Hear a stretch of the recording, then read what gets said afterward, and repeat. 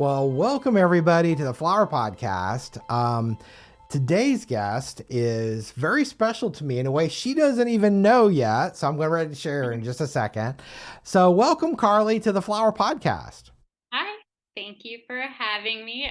It was really fun chatting before we started, so I'm looking forward to Yeah. seeing what you have up your sleeve now. I'm like, okay. No, so many years ago, probably 5-ish years, maybe a little bit, 5.5 years ago, I had a friend that knew that I commuted a lot into the city of Atlanta to deal with flowers and stuff. Well, she says, "Oh, you need to listen to podcasts." And I'm like that because she knew because I had listened to books and I've been listening to all this stuff. And so she first told me about podcasts, and I really had no idea. Well, one of the first I listened to a lot of different ones, but one of the first ones that I kind of was listening to regularly was Kathy Heller's podcast. Yes. And so you were actually on her show in 2017. Okay. And I know because I went back and looked No, I'm today. glad you said that because I remember like just being so amazed I was on it. So yeah, 6 years ago. That's crazy. Isn't that crazy? Yeah. And so and after listening to your podcast, my wheels started spinning and I'm like, I think, and I started looking for other podcasts at that time that were floral related. And there was only really one at that time. And then in that year, or at least that I found, and in that year, from the time I heard this episode to the time we launched ours, there was a couple more that popped up. And so it's very surreal to think that now you're here on my podcast. And I'm just That's so so happy about crazy. that.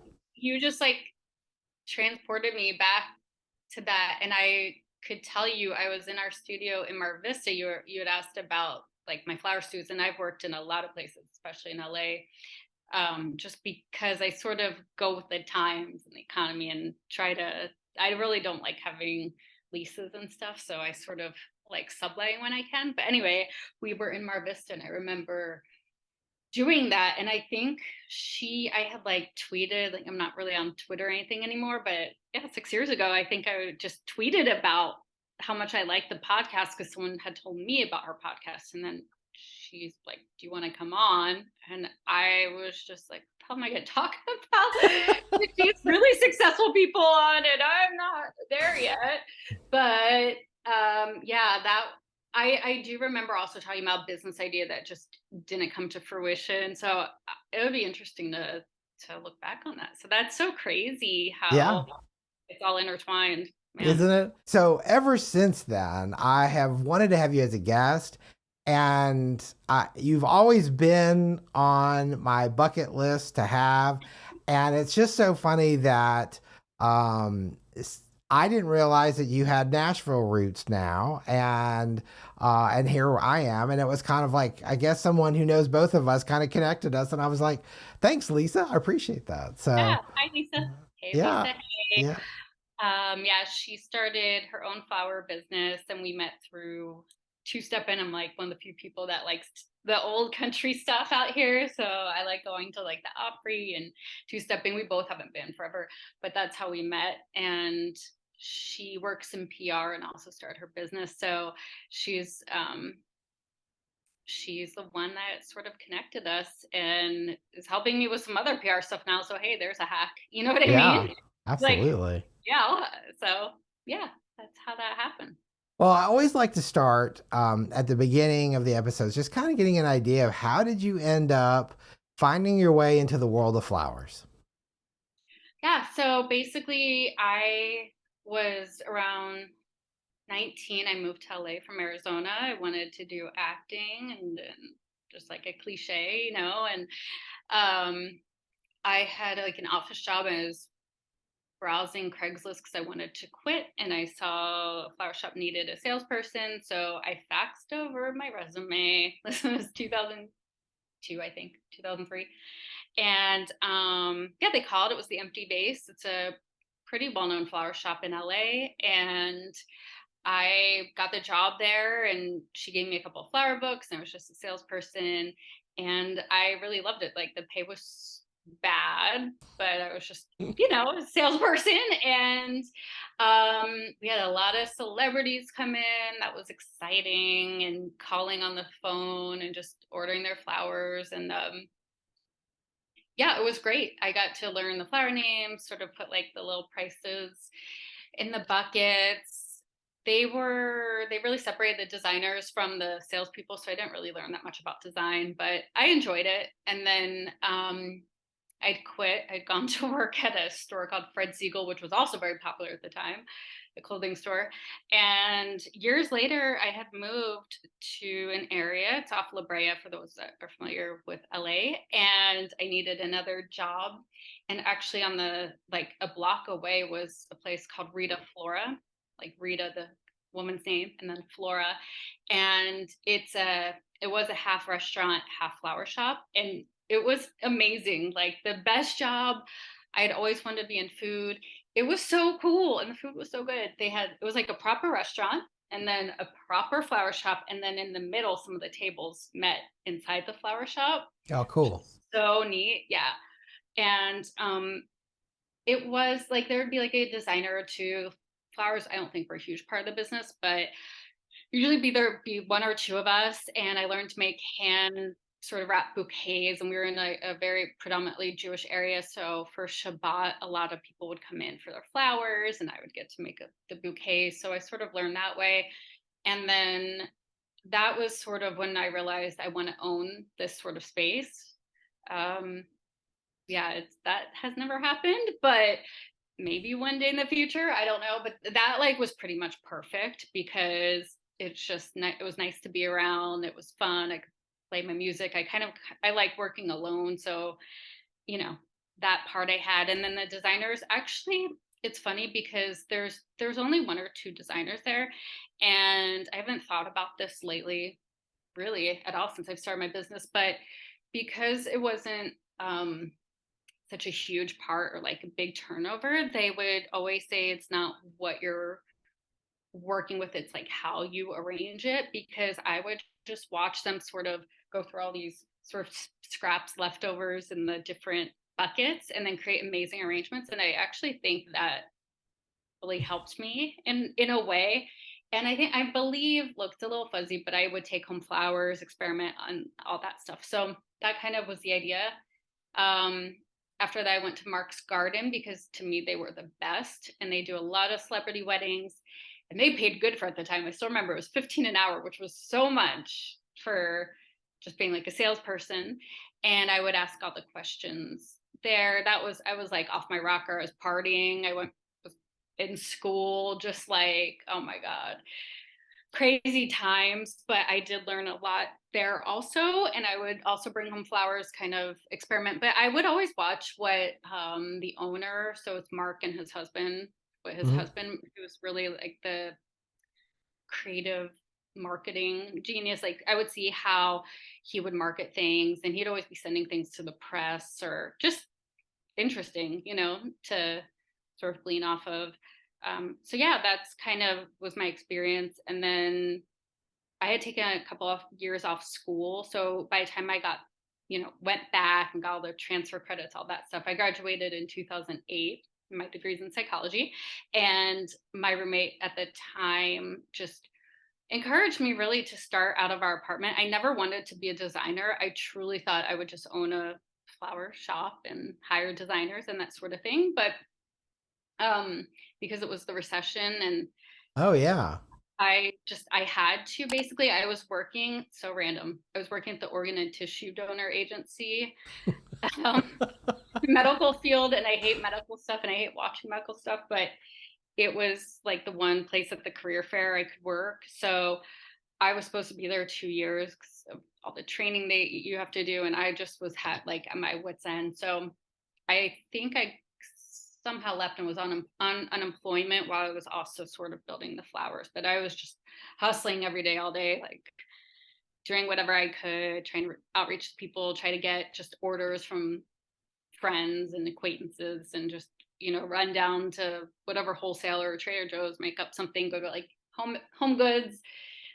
I would go to all the time to stock up on different vases. They were cheap there. And yeah, that's kind of the beginnings of it. I didn't really think about floral design really. I don't think I'm like probably a lot of florist, but I will say, and I sort of had my full circle moment when I was into flowers because I'm like a researcher, so I want to like read everything, I want to learn everything, like the business side.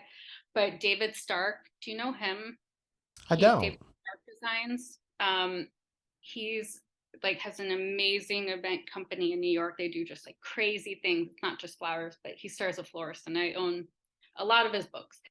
And so the work that he was doing, I was just like, oh, if I had something, I'd want to do what he did. And I don't know how to get from there, like A to Z, but that sort of would be a bigger goal, but it wasn't sort of like a tangible thing I had in mind. I've never worked as a designer for anyone except for him.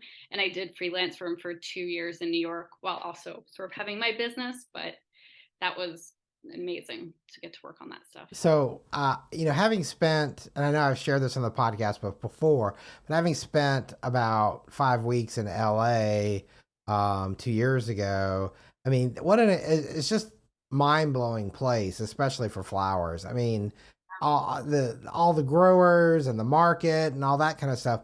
So I'm really curious, how did you end up in New York? Because did you just want someplace different, or were you Um, trying to no, elevate maybe your skill sets, or no, I what? did not move to New York for my business or anything. So LA, I always say, if you're starting a business, LA is the best place to do it because you can work out of your home. There's a lot of space. The flowers are going to be a lot cheaper. There's just a lot of stuff always going on. You know, you can start out doing weddings or whatever. There is no way I could have worked in New York if I hadn't already had my business for a few years and things to show. Like that just there's no way I could not see that happening. You know, it's very much like let's see what you've done sort of thing. And I didn't really have an impressive portfolio, but I had had my business for like 3 years. I had was mainly doing weddings just because again that was sort of like the easiest business to get into and like you find one brand, you find another, but it was more like lower end, not lower end, lower it's a nicer way.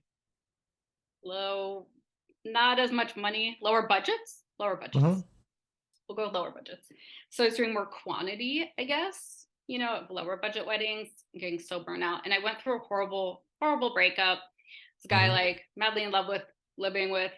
Um, I was actually doing a wedding in Santa Barbara at Bacara. And we had gotten into some sort of argument. I called him. There was like people at our place. And then he basically said, it's been a good 2 years and I'm done.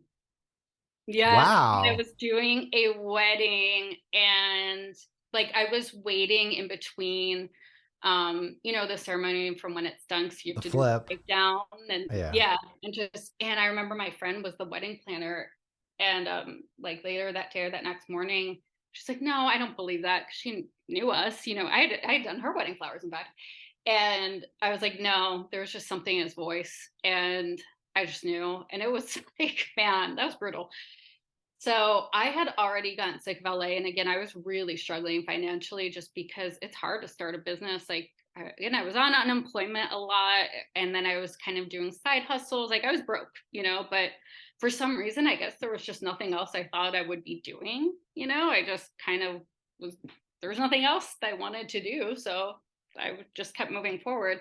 And my brother, who I'm very close with, lives in New York. And I called him probably that night or the next day, just crying. And he's like, just come here. Like, just come here. He had just moved into one of these like warehouse apartments, was living with two other people and was just like, come here. You can stay here for a while. And so I just talked to, again, like my business was not, it was just, I was like 3 years in, but it wasn't like I was making my livelihood completely. So I kind of asked for friend, like the people that were working for me or freelancing, like, hey, if I have something, do you think you could handle it? You know what I mean? Like, Sure. you'd Sure. be able to do it.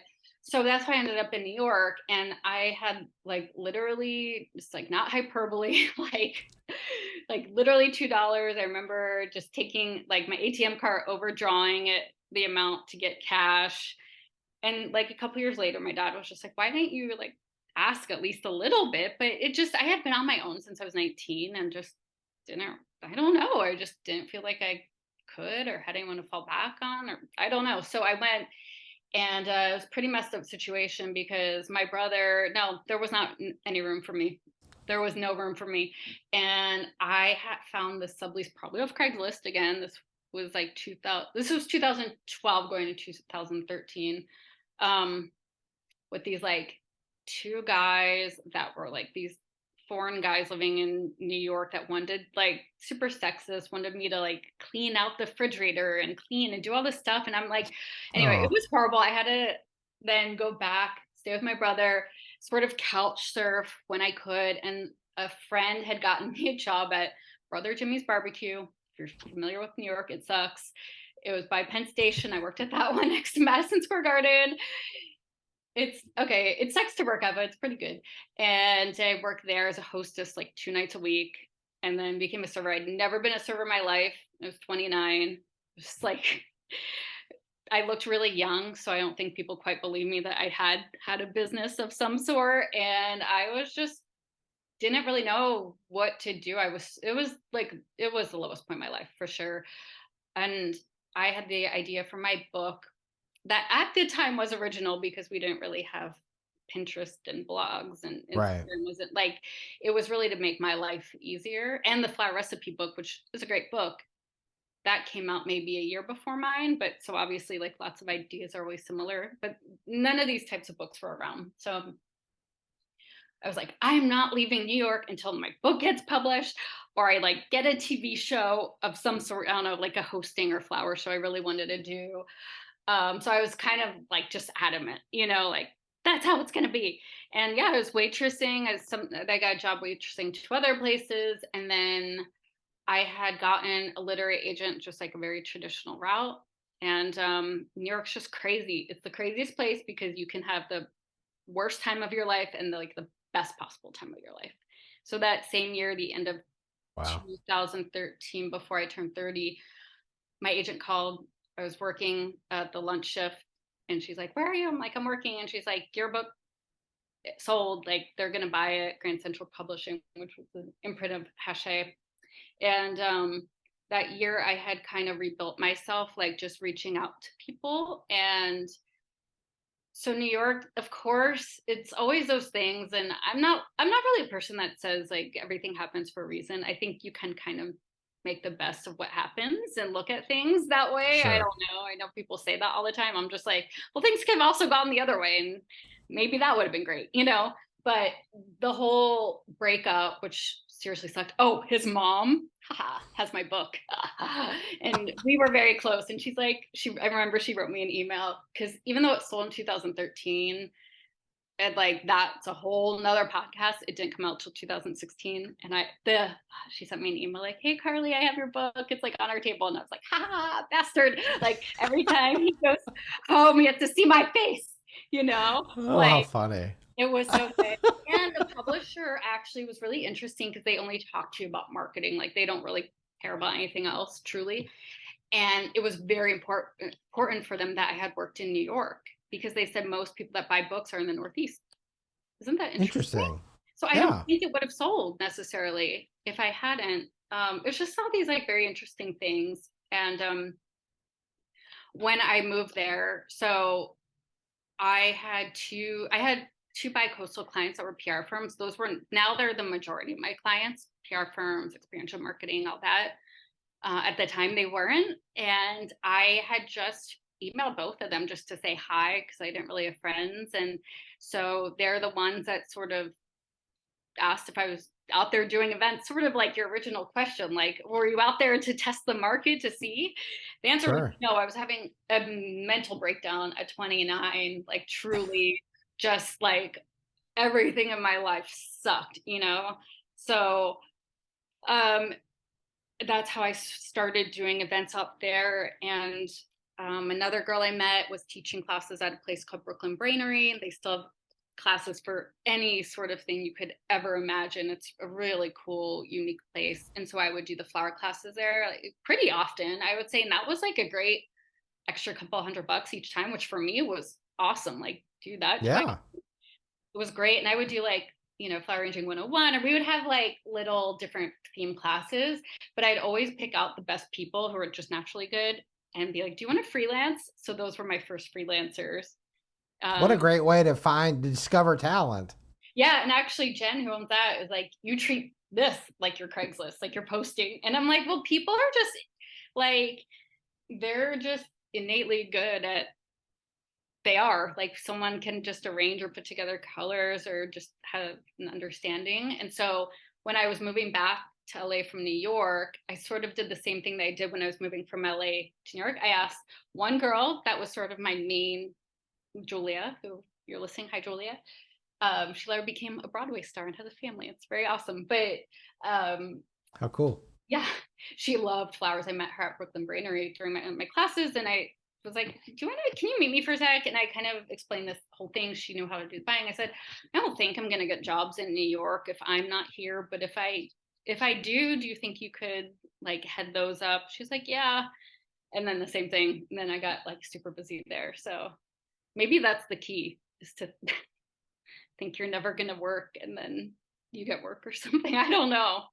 Well, it's interesting, and hearing about that, that you kind of, it's hard enough sometimes running a business, right? Yeah. Much less running a business that is bi-coastal, Yeah. and then, but finding good people that you could rly on in both cities to kind That's of fill definitely, that gap. yeah, that's hard. And a lot of people are like, how do you do that? Because if I wasn't there, and I'm like, it is hard. I do give up some things. Like there are some things, I see everything that goes out, but there are some things where I'm just like, fuck. Like even if I just say like, move this here, do this, I kind of just have to realize that's part of it. And not once, and knock on wood, have I ever been sort of screwed. Like seriously, like people could say like, I'm not coming in, easily. I don't know what I would do. If it's a big event, no matter what, like I will be there. So many times I've been on plane like 3 days before a New York event, like where they just give me that event 3 days before. Just like such quick turnaround time, and I'm just scrambling. And I just have a list of people that work for me now. Right. In New York, people, especially before COVID, were professional freelance florists, which to me blew my mind. Like you can really make a living being a freelancer. LA, that really wasn't a thing. It was either just like wives like that had some extra time or whatever, independently wealthy, I guess people you would say.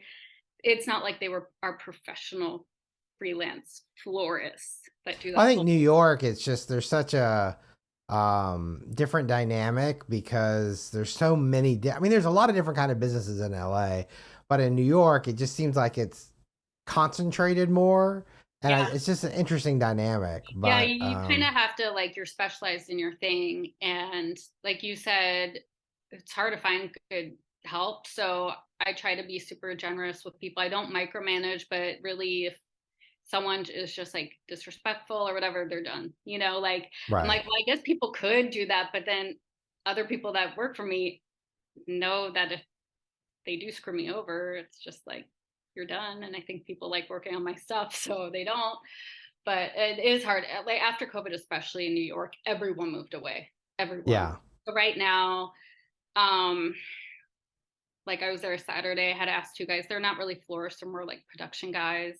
And I had this other girl that reached out to me who is new. So it's been a struggle for sure. Or I've created monsters where the people that freelance for me now just are on their own businesses full time. So they're like, sorry, I'm busy. And I'm like, damn Yeah, that's it. hard. It's a hard thing, and Yeah. I feel like it's one of the challenges I know for sure with our industry.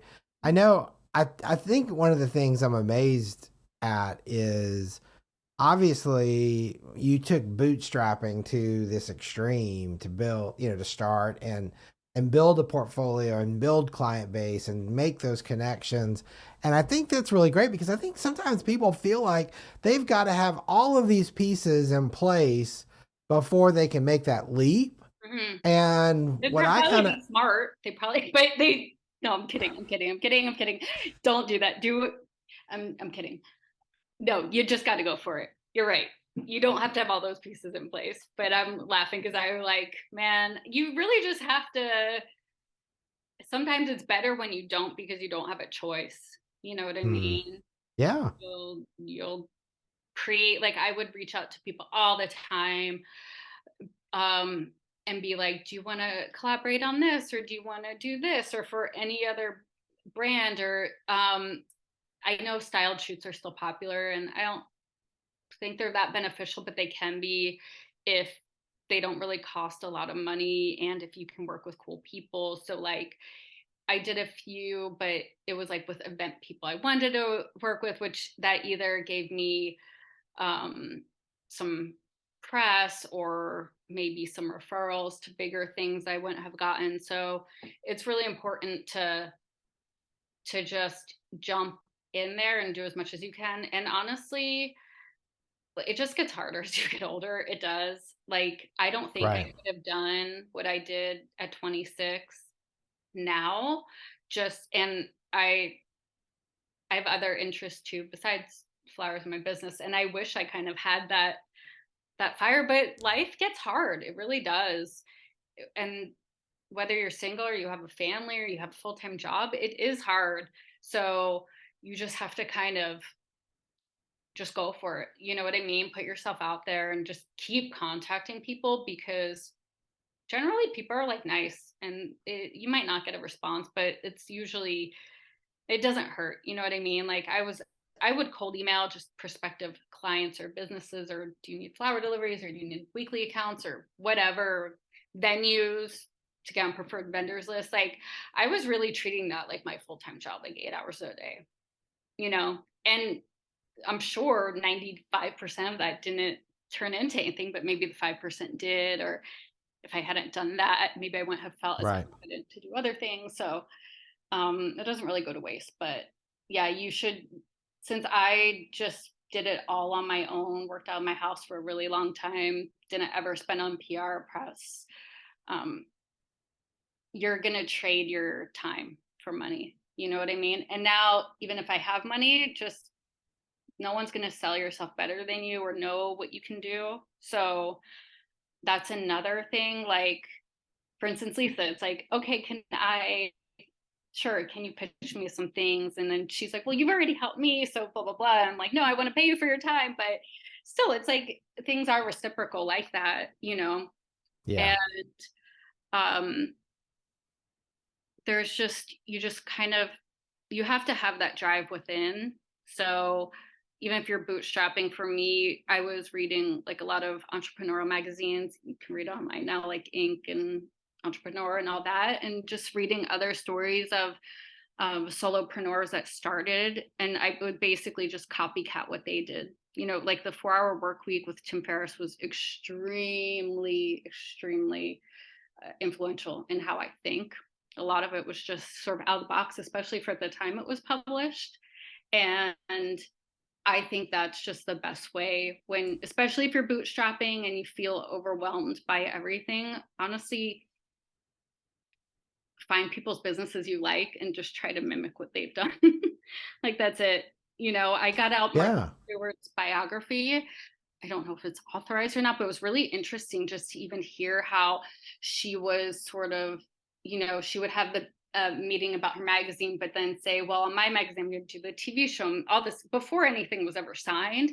But just to hear people think in ways like that aren't so traditional, or and stuff we don't learn in school, especially like that business acumen. I think that's really what people need to do to be inspired, because there's so many different ways to get to the same place, you know? But if everyone's just going this one route and you're trying to be the same as everyone else, you're faced with so much competition. So it's better to just sort of look at the people who've done it and then try to emulate. And it's almost better to look at people in different industries too, not just flowers. Like I would read any kind of business. Now we have Shark Tank, but I still am obsessed with that because I'm like, oh, that's a good idea, or they could do that, or you know. And Yeah, I do. it Yeah. just knowing how to pitch yourself. I didn't know how to pitch myself. I didn't know how to do any of that. It's really, it was necessity. Like, oh, hey, we need like 3 arrangements for a party. Oh, you do? Well, do you want to have like an arch, or do you want to have this? Do you want to have a station for this? Like upselling, upselling, upselling, upselling was sort of the way that I did it, just like throwing Well, stuff at someone. yeah, and people think, I think appreciate that sometimes because a lot of times they might want to do something like that, but they don't think about all those little details because that's not their thing. That's your thing, and that's part of the service you provide. Yeah, yeah, that's Um, so true. Like I just as the years went by and like flowers became more trendy. It's weird to say that, but it kind of is true. I think a lot thanks to yeah, social media. Um and blogs and home decor and stuff like that. So I was like, anytime I get an inquiry for something that I don't necessarily think of, it's like, okay, well, I'm going to add that to my sort of repertoire of things I can offer, And a lot of times, oh, this would really bug me. Like we were doing a lot of flower crown stations and stuff like that for parties or events, but then they would hire another florist for the arrangements. And I'd get so upset because I'm like, what? Like, why didn't they ask me to do it?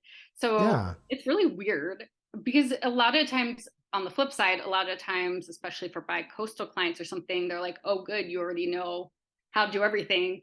It's easier for them to be like, we want the same thing in New York and LA. You know what I mean? So I do get yeah. thanks for that. But it's weird when someone just hires me for the one service and then another florist for the other stuff. So then that made me get into the habit of being like, oh, well, do you also need do you need arrangements? Because I'm like, what the hell?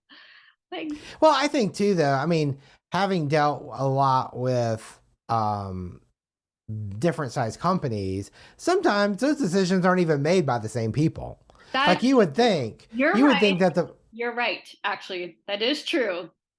You're right because they have so because many one departments and departments and right, like one's like entertainment, so that's the flower crown part, and the other is yeah. decor. I mean, I don't know. I just Oh, you're I've seen it absolutely happen. right. See, I'm getting all butt hurt, and I'm like, oh yeah, maybe they weren't jerks. Maybe they No, didn't but know.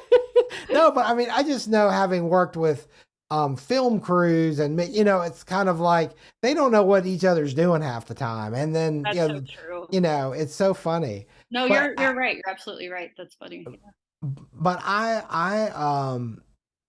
you've touched on so many things.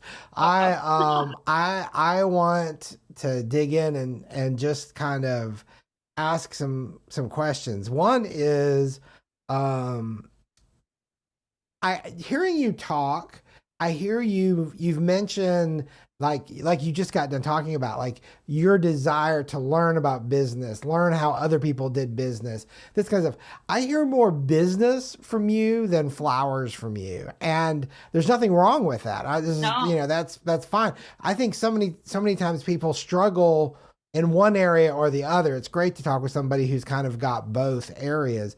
But I'm kind of, I know from messaging Lisa that, as you're doing some mentoring and things like that, I don't know. I guess one of the things, okay, so for everybody, we were talking before we started recording. yes. And one of the things I thought was amazing was that you mentioned that most of your clients' work, however you Yeah. describe it, was not from Instagram or social media, but more from other word of mouth, Google, things like that.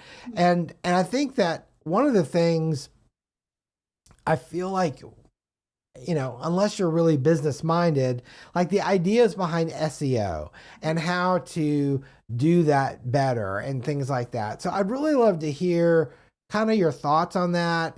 For a lot of people who might struggle or not even know what that is, what is some tips or thoughts that you have about helping get the word out about our businesses? Because, I mean, now that is the main way so many people are discovered. Yeah. So what I usually tell people to describe, like how I describe how clients find me, is goes back to exactly what you're saying about, say you have an event, a corporate event, and you have different departments, which is, yes, I usually do have to deal with all those layers at some point. Um, is think of a random like assistant that's like, okay, go get this flower wall, go get these arrangements, go get whatever. And like think about they're just typing in because they don't know florists. Like they're not obsessed with flowers, they're not in the flower community or anything like that, right? It's just Right. a person. So that's mainly how people, you have to think about it like that. I know I'm not going to talk about Instagram because I don't get any of my business from that. I've maybe gotten a couple things where people are like, yeah, people follow me because either they want to, or maybe if I do post flowers, they like looking at it, or maybe they have their businesses, but they're not my customers, you know. So I don't focus on that area at all. That being said, there are lots of florists that do get their business that way. I know my friend Michelle in New York, um, who used to freelance. She's a wedding florist, and so she does get a lot of business from that because it's more niche in a way. Sure. Okay, so when I started out and I read SEO for Dummies and it was extremely boring, and SEO is search engine optimization. I have not kept up as probably close to the trends as like Google's always changing their formulas and algorithms and analytics and stuff like that. But basically, now it works a little bit different with imagery, but before then, like Google can't read the photos exactly. So you have to have your websites customized with the right keywords and description so that if someone is putting Flower Wall New York, Flower Wall LA, whatever, you know, hopefully my website will pop up, right? Like that's what you want that. Right. And Google, we'll talk about Google since that's what most people use, determines the validity of the website based on how reputable it thinks that it is, right? They don't want to put up a website optimized for flower walls, but it's also like a spam, not a real florist, not like a real business. Right. So how they do that is by all the backlinks and all the stuff that includes your website. So when it was a little bit twofold, when I wanted to have the idea for my book, wanted to sell it, you know, I have to have like a platform, meaning like have some press and have things like, you know, that to show some credibility, which I didn't really have. So I would write different blogs or just email again, like lots of cold emailing, and offered to do like a guest blog, you know, and then it could be like, oh, I was on this or I was on this, you know, and that gives some credibility. But also, usually, they'll put the link to your website, like Carly Cylinder, owner of Flower LA, but then they'll link it, right? So I have a lot of that stuff. So it all kind of works together. So having enough of that out there, also make sure your place is on Google businesses. Like you can, I don't know if Google's like going to ban me, but you can kind of pick like a random address. They will try to verify it some way, but I would not suggest at all putting your home address. Do not do that. Don't ever put your home phone number anywhere. Like get a free phone number, anything. Like you do not want that. You need to keep it separate. So you can get a PO box for a mailing address. I still have one from however long ago, and all my tax information's there, and it just goes there. But you can even use that address as a location address, you know, to put on. Right. Right. And I know that, and I've not even done that, which I should, but that business, that what you're talking about is free. Yeah, Right. all of this is free, right? So it's Yeah. not free. It's really can be boring. About like once a year, depending on sort of what's trending, I'll go. So my websites, all my websites are like I made myself. They're pretty like mishmash. It's probably a reflection of my brain. They're kind of a hot mess, but they already have all the SEO and the keywords and how I want it. So I'm like, I'm not messing with this. Like my old assistant studio manager Ashley was always trying to get me to fix the Flower LA one, but I'm like, I know it's a hot mess, but also that's how people are finding me. So whatever, I don't care. So I'll go in and I'll just try to update some things. Like a good example was during the height of COVID for like the virtual Zoom classes. So some corporate event planners, you know, they were tasked with trying to find activities. So all of a sudden I got some inquiries. Oh, are you offering Zoom classes? Oh yeah, now I am. You know, exactly like how everything goes. Sure. Yeah, I am. So then I optimized my website for that. I made like a PDF. I have just a one sheet. Sometimes I paid like a graphic designer, a friend of a friend, like $20. Like, can you just put this in a form? And or actually now there's Canva, so that's free. Right. Use Canva. Just use Canva actually. And so I had like a little virtual design PDF, optimize the website for that. And then when people reach out, even if they don't book me, I'll be like, well, here's our one sheet. If you could pass this around to members of your team, like just always be thinking of, or if you know of anyone else that you think would like it. I'm always just asking people like, oh, if there's anyone else you can think of, let me know. Because that helps. So the And being a why business, not? I'm gonna jump in and say, why not? It's yeah. the worst thing they can say is no, Yeah, or but they won't do people anything. generally wanna they won't do anything, or they'll be like, "Oh, yeah, I didn't think of that," And sometimes I forget to do that. I used to ask people, so a lot of times I get, inquiries through the contact form on Flower LA. Sometimes, like, if you call, the business line now forwards to my cell phone. It says, "Don't leave a message," when I don't check my messages, and I hate the phone. And 2, I want people to email me so that I can just have their, like, details there and Sure. learn my lesson in the past of things, like, just have everything in writing and all that to reference. Um, Being more of a business person than a creative, like you were saying, and to touch on, like, how I am 90% focused on that is a huge thing. If you're not, like, you're just not gonna have a business. I don't know what to tell you.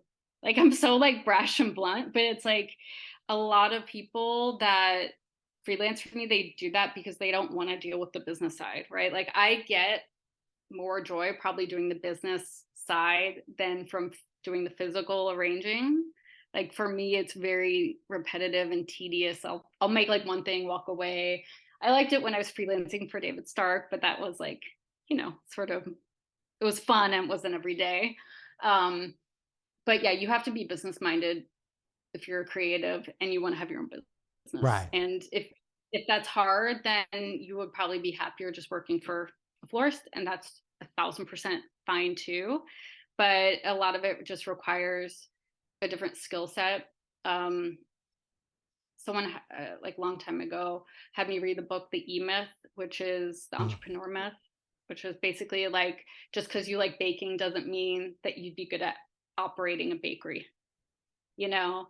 And it's so, so, so important to think at. So yeah, I'm kind of lucky because like if I couldn't design a little bit, I wouldn't have a business.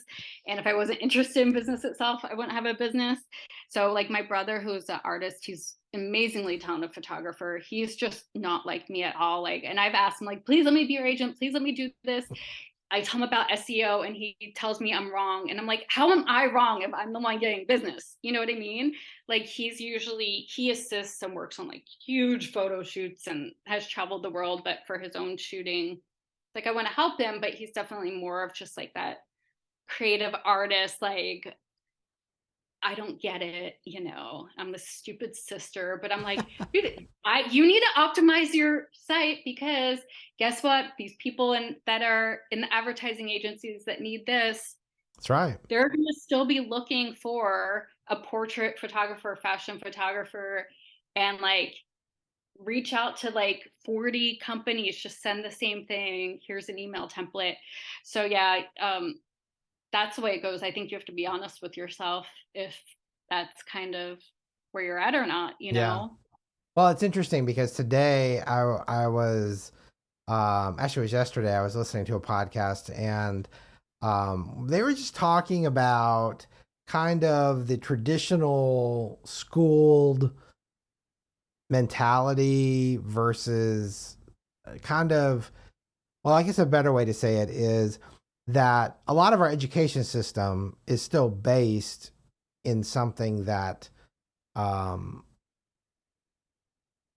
is a system of knowledge and acquisition of information that is dated. That doesn't Oh even yeah. exist anymore, and they're trying to catch up with this with current stuff, whether it's AI or whether it's all these different things. Anyway, um, And the interesting thing is, we training people to solve problems like there's only one solution. And if anything has evolved out of the last 10 years, is that there is way more than one path to get somewhere. Mhm. And it's like you describing your path and your journey.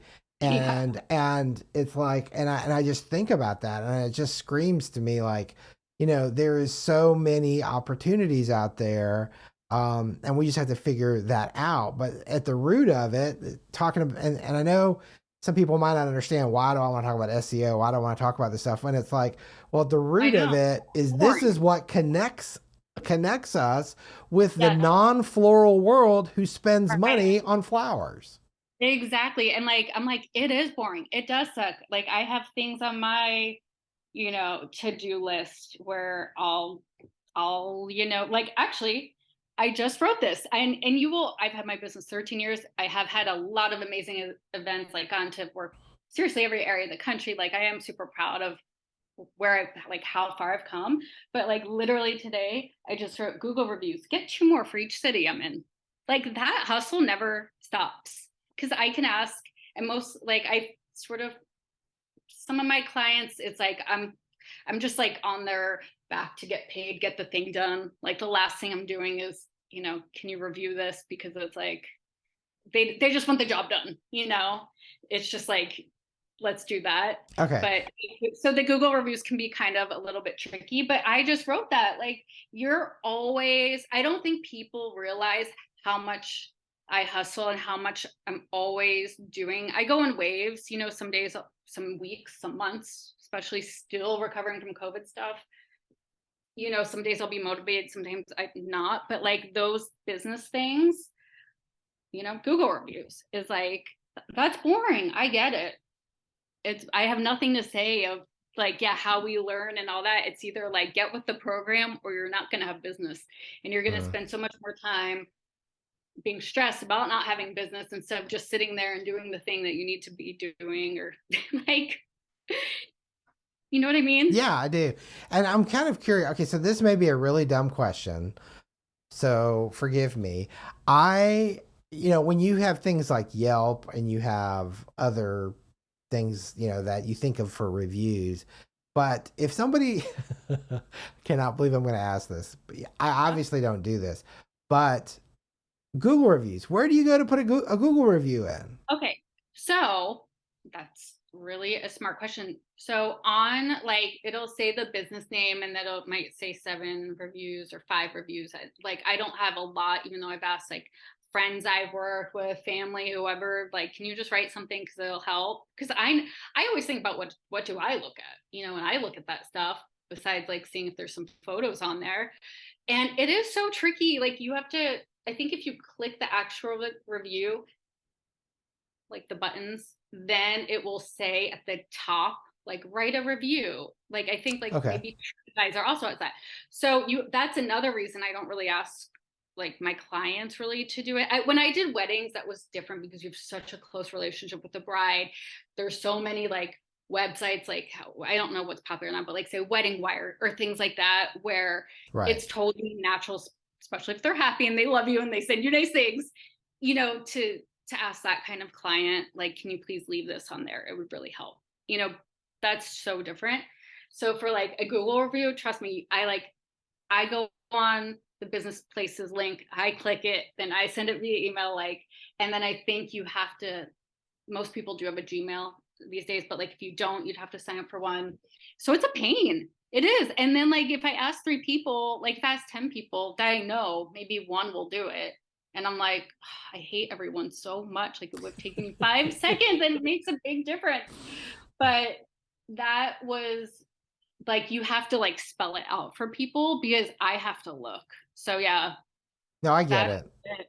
Um, that's, yeah, I usually just add like 1 or 2 things, like when I moved to Nashville, I wanted to see what the market would be in it because, there's a lot of events and I thought it would be great, but I reached out to maybe like 30 PR firms or agencies, just via Google, or like, top agencies. And then sometimes like the local publication will be like, here's the 20, music agencies. And like everyone had $0. And I think that happens a lot though in music. They're always saying like there's not a lot of money for music videos or this or that. But I was surprised. I was just like, okay, well, I guess Well, that's I would that keep looking because I know in Atlanta there was money for music videos. There was money for for set everything. decor. Yeah. And I Well, mean, I think it really does depend on the market and it depends on, maybe the kind of music. I think that sometimes makes a or I guess difference. I mean like the events, like the Oh, event yeah, for the itself. But launches. actually, here what is different, and I'm sure they buy from you guys and wherever. I can't remember. I think it's like Amos Events, maybe one. Like there's a few that are like full event production, so they'll have like their in-house. People Hmm. do it all. So I found like that's usually in this market anyway. What I've seen, which makes sense, like Hmm. totally makes sense Hmm. for it. Sorry. Well, I know you'll figure it out because you have a way Well, of doing that. I just want to be a lady of leisure. Is that so hard? I just want to be a lady of leisure. Oh Oh, that's God, so funny. I love that. a Well, lady. I feel like there's been a lot of things that we've covered and a lot of things that one of the things I thought with everything you've done with your book, I saw today you were even on movies. Oh, I always no, thought that was I like to do acting, and actually in Nashville, um, like my first year here, I was doing a lot of commercials and print, and it was just funny because I never in a million years thought I would do more acting stuff in Nashville than at LA. But it makes sense because it's just a smaller market, and there's so much opportunity just for sort of smaller things, and I don't know, it's fun. yeah, that's fun. That's great. Well, I kind of just wanted to, I was just curious, what do you think was the biggest lesson that you've learned in your years of starting and growing your business? Um, the biggest lessons I've learned are just to change the way of thinking, and that's kind of hard to summarize just in words when it's a thought pattern. But really, the people that influenced me, like the Tim Ferriss, Marie Forleo is a business coach, sort of lifestyle personality that has like great business tips. So that's sort of the way of thinking, and seeing I hate to say like work smarter, not harder, but truly how like efficiency. It's all about efficiency. You know what I mean? And just batching things together, forcing yourself to do them, maybe doing the like those are sort of the things that you can take anywhere. Hmm. Yeah. And it doesn't have to be scary. It just has to be just do it, like Nike says. But yeah, I think when you can, like when I was first starting Facebook, I was like, God, Facebook was really popular. I mean, I know it's still popular, but like it really was. And I would sort of get just so caught up in, say, like the local people around me in the industry that were doing great, and like that comparison. So now it would be Instagram. So I like try to post and then like delete the app, and I I like need to take another week or two off it, because having sort of that tunnel vision of where you want to go and not looking at everyone else also is something that can just train your way of thinking a lot better. You know Hmm. what I mean? Yeah. Is just trying to cancel out that noise. Yeah. Yeah, because sometimes it ends up creating these shackles around your ankles more than inspiring you, I think. Oh, definitely, definitely. Like today, I was just sitting here, like, waiting to talk to you, like, because I was like, well, I have two of these, like, sort of short film scripts I read, but like, I don't think they're very good. And I like with writing, it's sort of like, well, yeah, building a business, it takes a long time. You know what I mean? It's like you can write drafts. You're trying to build your business, do the same thing over, you get frustrated, like all this stuff. then I'm just sitting here, okay, I should be doing this for Flower LA. Oh, someone mentioned a TikTok. I don't have TikTok, but actually I was like, oh, I do have these tips that no one saw that were originally for Instagram but are on YouTube. So actually I could take those, save them, open a TikTok and just use that content. Oh, that sounds exhausting.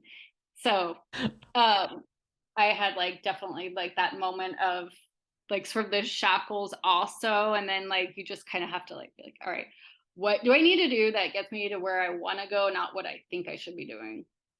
You Sure, know, sure. like what's the end result of all that? I don't know. For Yeah, me, it's like a little bit both. So like I wanted to do the book because again, there was nothing really like that out there at that time. And I was teaching like a lot of like intro to floral design, just my own things. And so like that wanting to share the knowledge was really the driver and thinking like, oh, I could do a lot of stuff with this. And so I guess in a way, even when I was thinking about TikTok, like, well, crap, I already spent all that time making these videos hoping for them to go viral on other platforms, but like I already like have expelled that energy and like learn, so I should just put it out there.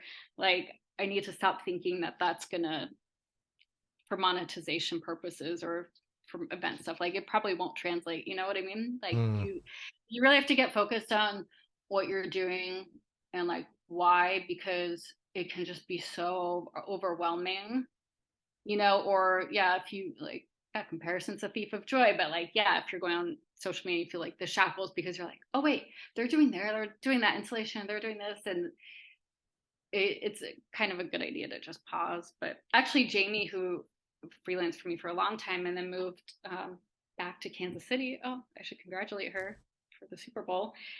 I remember I would just be like, I like, or see a picture on Instagram or whatever, message her, we'd be talking or we'd be working. I'm like, I want to do stuff like that. She's like, you do stuff like that. mm. Like, you do some of the stuff that other people are looking at that they want to do. I'm like, oh, really? She's like, yeah. I'm like, oh, okay. Yeah, I guess you're right. Because there's like never a top, right? Like you work to a certain level, and maybe there is, but it's like there's never like the top of the mountain, you know? You No, just there kind of, it never seems that way. And I don't know if that's social media. I don't know what that is, but I feel that way. I oh, think it's I I think think it's it's in normal. the whatever you're doing, like whatever you aspire to do. So like I guess if you're a teacher, researcher, and you get your PhD and you get to work on whatever, like that might be the top. But um like if you want to be a filmmaker or something, you know, yeah, I guess you could get nominated for an Oscar, you could do that, but then you're just back to square one, like making your next thing. Like you might have a little bit more freedom and get to choose it. Like that is something, I guess, if I were to define that, just sort of rambling right now, but sort of reflecting, I guess that is the, if there was a top of a mountain, I guess it would be to pick and choose what you work on when you want. Like that's the ultimate freedom. Right. Um, Yeah, I agree. and then versus doing, I don't know, being in people for someone's wedding or something. I don't know. It's like that I wouldn't really care about, you know? Yeah. So, I really appreciate this time. You've Oh, just I it's feel like I'm just rambling and rambling because I'm like, gosh, like there's so much that I can reflect on that I'm like, and I'm probably still going through it, you know, like, processing.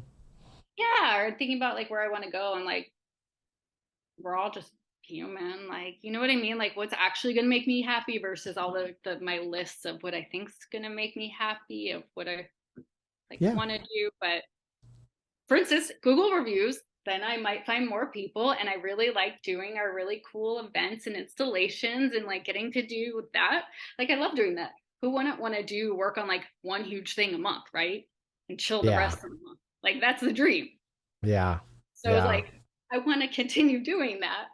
So Yeah. yeah, that's Yeah, part of it. that's definitely a great goal to have, I think, because I know there are people out there that do it, and I know there's a lot of legwork that goes into those kinds of events. Yeah. But I think that there's also a lot of freedom and opportunity with those. So, Yeah, I think it's like really important. I'll just leave everyone with this to really think about the type of person you are and what things fit your type of personality. Like I don't do well with weddings, not because like I have lovely brides, but I don't like that year in advance sort of planning. Like I get more anxiety for that. A lot of people would have a lot of anxiety of what I do, which is like most of the stuff is last minute. It's like I usually have like a 2 week turnaround, maybe a month. That'd be long. Like, hey, we need this thing. Okay, great. Let me do it. And then so that like that doesn't sit well with a lot of people. You know what I mean? right. But Like, that's the corporate world. And that's also, I know just from my own past clients mhm. that a lot of time these higher end personal events, that celebrities or different people decide to have, you might be lucky if you have 4 days notice sometimes. And that's like again, like a lot of people are like, "Oh my god, I couldn't deal with it." I'm like, that fits my personality type. Like I am just still a little bit of a wild child. Like I'm just my brain's like ding ding ding ding at all times. So it's very fitting for me. Like I'll just work like a maniac. I don't know. My therapist says I don't have ADD. I don't know how that's true, but she says I don't. So I don't know. But like I feel very much like that a lot of the times. Um, and so yeah, I think that's another thing I would just say is, you know, to know your personality and what makes you feel the most secure and Mm, safe. For some people that is um going to work every day. Like my best friend, she works in a design showroom, like interior design. She loves that. Like her getting a paycheck every week, she needs that. She likes her coworkers, she likes what she does, right? And for me, that doesn't work very well. One, I'm a terrible employee to anyone because I'll just beat to my own drum. Two, I really like that like sort of adrenaline, but it's nerve-wracking. Yeah, I could have a really slow month or two, and yeah. then it's like, oh my god, oh my god, oh my god, so that's a really really really important thing to consider. And then my friend Michelle, I keep talking about New York, she's Wild Floral Designs. She loves it. Like she'll have her whole year of weddings booked, right? So Right. she knows going into or whatever, however the flow of that goes, but like, okay, I know going into this year I'm guaranteed this. Like that's very grounding for her. Whereas for me, I'm like, oh, I don't. You're asking me to be at do your wedding next summer. Like, what if I don't want to be? Like, what if I'm not there? So, yeah, I think like knowing yourself is, and your personality type in a flower business, which seems like so it could be so typical, but now it's just like so atypical. How you can make your living doing flowers in like so many ways. Yeah. Well, that's the thing. And and I love that we're kind of wrapping up on this note because it used to be brick and mortar. Yep. That's the way you did it. And Yep. then things started kind of spinning off where now you definitely have events and weddings and people who just focus on that. And now you have people like yourself who primarily do like, corporate An gigs. influencer, like thank God, even though I find it annoying, like honestly, those influencer events, that's why I stay in business. Yeah. You Yeah. know, that's the new form of advertising. So yeah, if that went away, I'd be really sad. Well, Carly, thank you so much for being on the Flower Well, Podcast. I can't wait to hear this and share it with everyone. I'm so glad we connected